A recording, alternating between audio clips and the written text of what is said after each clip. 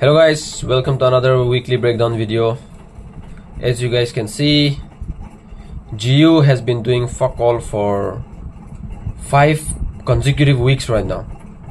Literally starting from here, starting from December, till now, the January month is gonna end now.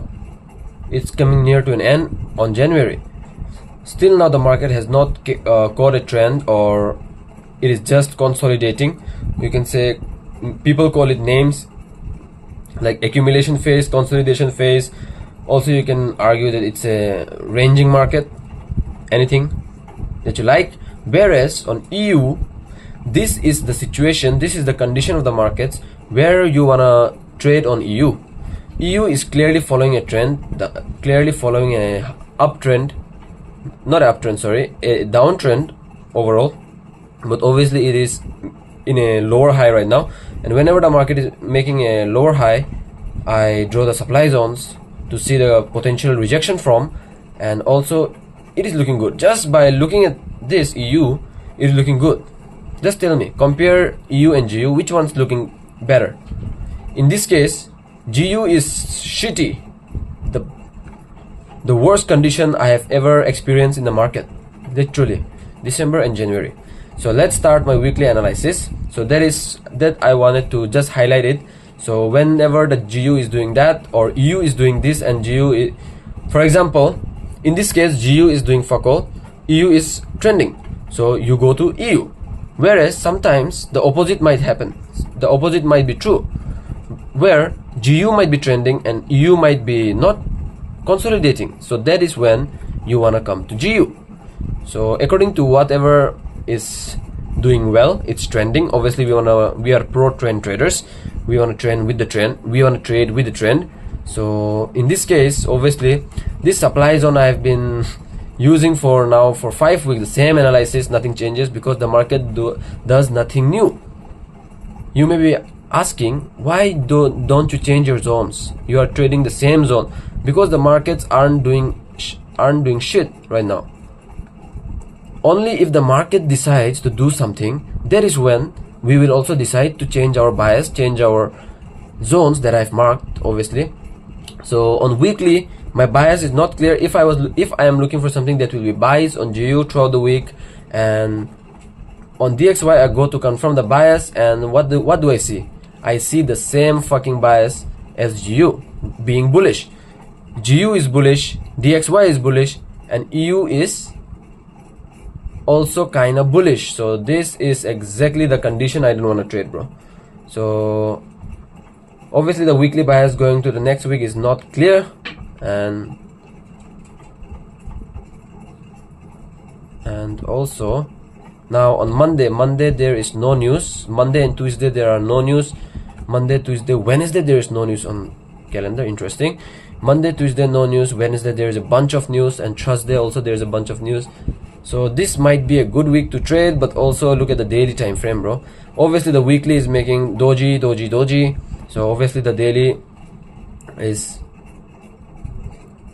it doesn't shock me that the daily is doing something like this, literally consolidating, going up, coming down, going up, coming down, and ranging in one direction.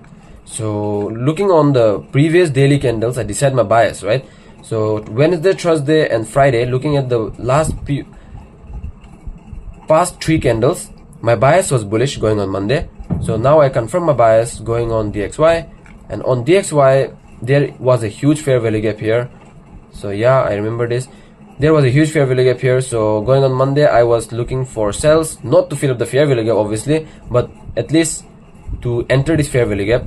That was my confirmation, looking for sells on DXY and buys on GBP USD.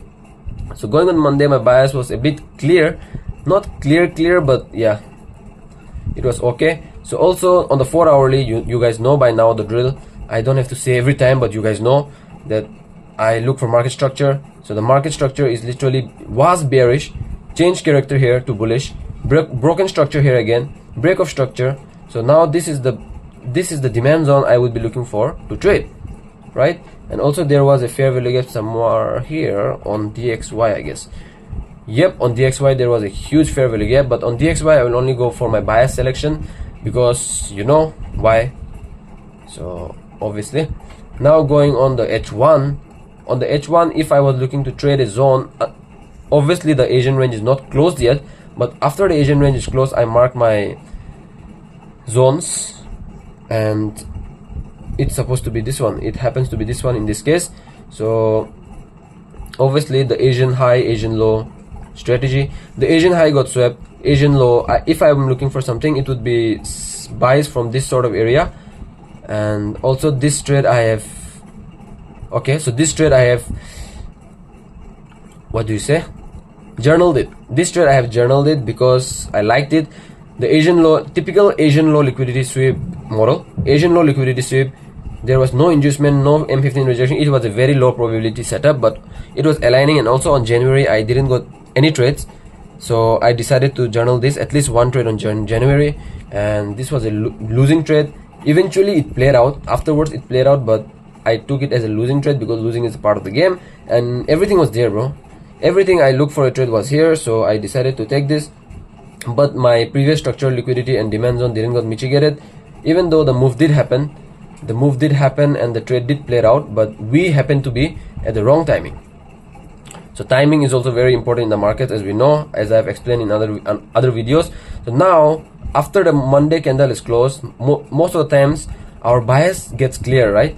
But now the bias is literally not clear. Why? Because the Monday candle closed as a doji. A doji is a candlestick which determines that the buyers and sellers both did the same sort of thing on the day. That's what an indecision candlestick. The name is self-explanatory itself. It's an indecision candle. So on that day there was no decision in the market, and on DXY when I go, even on DXY it was kind of bullish. It swept a little bit of liquidity, a little bit of fair value gap also filled, and it was clearly bullish. So clearly going on. Okay, so euro was bearish, yeah. So if I was looking for something on Tuesday, it would be sells. But if my zones are not clear, I will just not trade. Going on Tuesday, the bias was literally not clear. So yep, if I was looking for something, it would be sells. And also there was one more thing. We are intraday traders, no problem, everything's clear, right? But here, this is the high that caused this low. You can argue that, and this might be the lower high. The market is bearish, this might be the lower high, might be it will enter the H4 supply and then pretty much have the move. That's also a possibility, but that's a swing trading concept. That's a long concept, but it works, bro. I have seen it a gazillion of times in the market, and both for demand and supply examples I've seen it, and it works. And even in this case it works. I'll show you, stay tuned. So now going on Tuesday, my bias was nothing, to be honest. So obviously my bias was nothing, but it was the same sort of thing I told you, right? This supply zone, just imagine this is the supply zone that made this break of structure. So it's a very strong supply zone. The market made a lower high all the way to this supply zone and then rejected. On the 4 hourly, the higher the time frames, it's better, as we know. So on 4 hourly it happened, and also the lower time frames did give us the rejection that we aspired for. That's the word. Yep, that's what exactly what we wanna see. And yeah, this trade we could have taken, but I have not, I guess. Yeah, I have also marked this right here. And after how this day closed, my bias going on the week was not clear, and on DXY my bias was bullish. Sorry, I forgot to tell you that my DXY's bias for the week was bullish. And obviously if my bias for DXY is bullish, even though GU and DXY are not doing what they should do, which is correlate, doing opposite to each other, I will look for sells because of how DXY has closed, right? So that is when I go to Wednesday now. Obviously now huge selling happened here, and going on Wednesday, let's see what our bias is. So going on Wednesday now, sells makes more sense, and also it is aligned with the weekly bias being bearish because of DXY bias being bullish. So now going on Wednesday, I will look for sells rather than buys. Also on Wednesday there is a whole bunch of news on Forex Factory, and yeah, that is why I didn't trade it, I guess, or I did. Let's see. So also on the 4 hourly, now there is a market structure shift. The market was bullish. You can argue the market changed character somewhere in here. So this was the supply zone, and even on the hourly, might be there was a supply zone. Yep, there was a supply zone.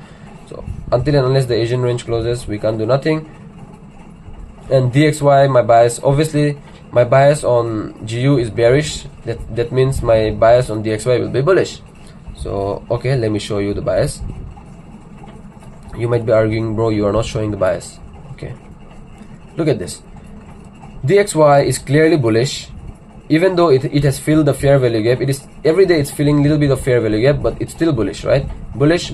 So it makes sense with the GU bias being bearish.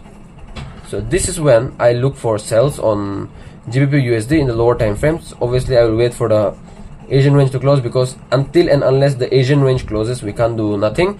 And this is when the Asian range closes, that is when I go to the lower time frames like M15, and then mark my zones, the closest supply zones, fair value gaps, or demand zones, according to the trend that I'm looking to trade with.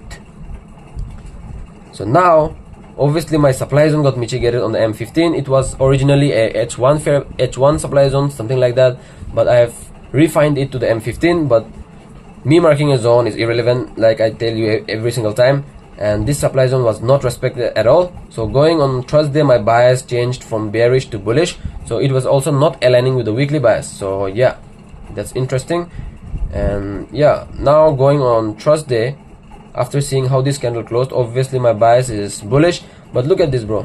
Whenever the market is doing something like this, find some other things to do, bro. Wait for the market to settle. Literally, this is not the condition you want to trade. How I know this?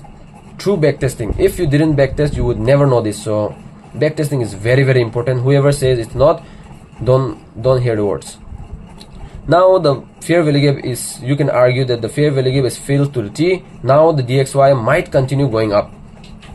So also on Thursday my bias was not clear, so directly I will just do it. And look how Thursday close. Do you think it makes sense to trade on Friday also? No, bro. Literally on Thursday there was also Euro news, USD news, and on Friday there was only USD core PCE, which is, I don't know. And also on Friday there is core PCE. Okay, interesting. So Friday was not a that high sort of a high impact news, whereas now on Thursday the DXY has closed huge bullish, and even though GU is not trending, DXY is going bullish, right? It has been bullish for some sort of time now, breaking structure, changing character to the upside.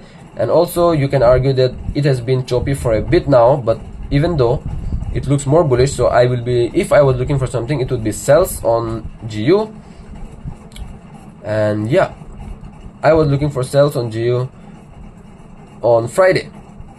If I am looking for sells, I will have to draw the supply zones, as you guys know. So I will wait for the Asian range to close as always. And this was a continuation setup, I guess. I was looking for sells, right? But the previous day low was swept on GBP USD, whereas on DXY the previous week, where the previous week high was already swept on the DXY, and on GBP USD the previous week high was also swept. Okay, so that doesn't make sense. Whereas the market, as we know, the previous day lows, highs have significant amount of liquidity, right? This trade I would have not taken. This I have just marked for instance, but the market has swept a significant amount of liquidity here, being the previous day low, and it only makes sense to look for sells on this day. But even though I am showing you that even though your bias may be bearish for the day, it might go up, and it maybe makes sense, and you might have to adapt to the condition in the market. And if you did, bro, look at this, you would have made a bag. Literally, it was a beautiful trade, a 1:7 risk to reward. Wow, this is what you want to be a part of. So this was also a tricky week. I am tired of saying you guys that it was a tricky week, because it is, bro. Look at this. Each and every week it is doing nothing. It is doji, indecision. Nothing is happening.